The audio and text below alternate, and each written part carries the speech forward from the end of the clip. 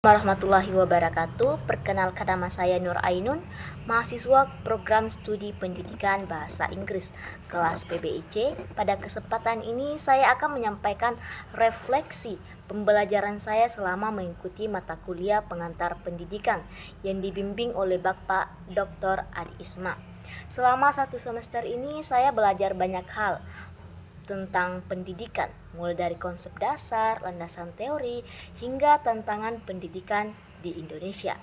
Semua materi ini membuka wawasan saya tentang apa sebenarnya makna pendidikan dan bagaimana perannya dalam membentuk manusia.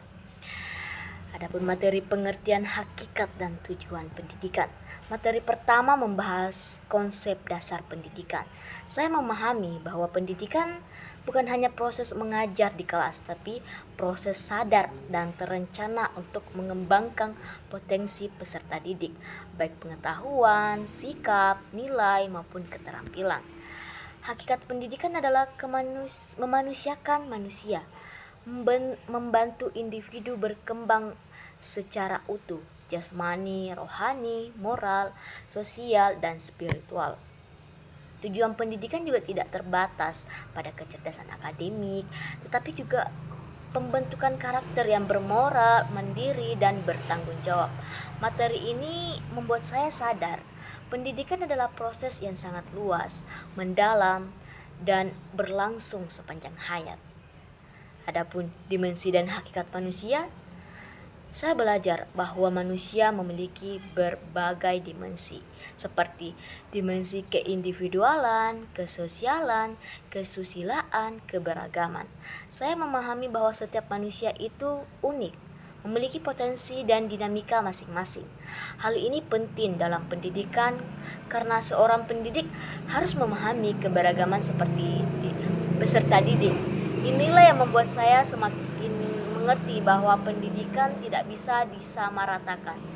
Setiap peserta didik butuh pendekatan yang berbeda. Adapun landasan pendidikan, kita mempelajari berbagai landasan seperti landasan filosofi, landasan sosiologi, landasan kultural, psikologi, dan landasan ilmiah dan teknologis. Dari sini saya memahami bahwa pendidikan tidak berdiri sendiri, tetapi berhubungan dengan budaya, ilmu pengetahuan, perkembangan teknologi, serta kebutuhan masyarakat. Pendidikan harus selalu mengikuti perubahan zaman. Dan adapun asas-asas pokok pendidikan, kami mempelajari ada 3 asas, yaitu Tuturi Handayani, belajar sepanjang hayat, dan kemandirian belajar. Materi ini mengajarkan saya bahwa pendidikan harus mendorong peserta didik menjadi individu yang mandiri, mampu mengembangkan diri dan tidak terus belajar bahkan di luar sekolah.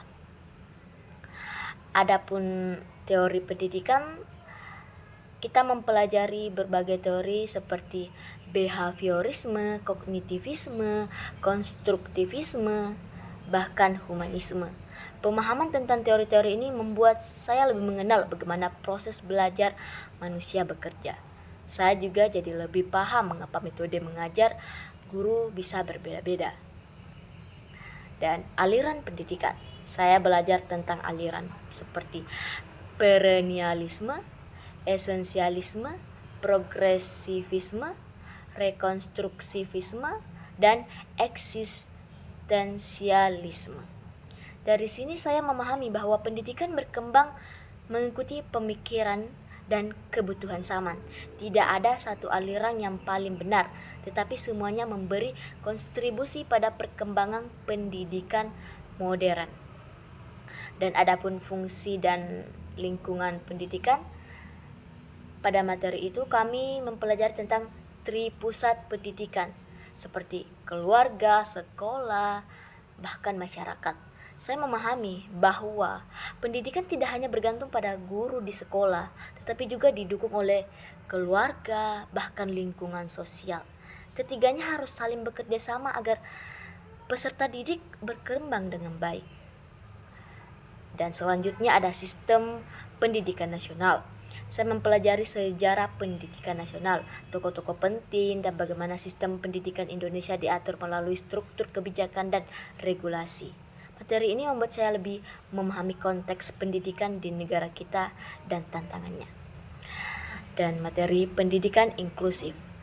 Di materi ini kami mempelajari bahwa pendidikan harus bisa diakses oleh semua orang, termasuk anak berkebutuhan khusus.